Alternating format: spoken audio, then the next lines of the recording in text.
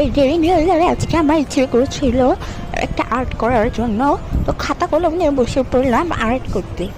Sorry, খাতা কলম না, খাতা আর আমার মিনি কালার প্যালেট নিয়ে বসে পড়লাম আর্ট করার জন্য।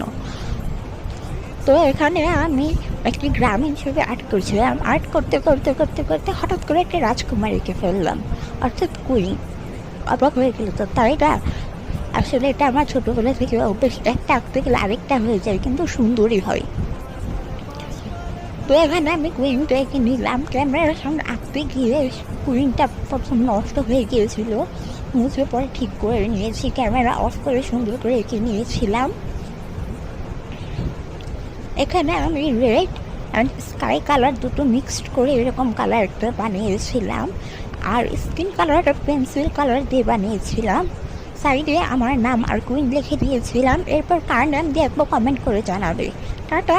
এরকম ভিডিও দেখতে চাইলে চ্যানেলটি সাবস্ক্রাইব করে পাশে থাকবে।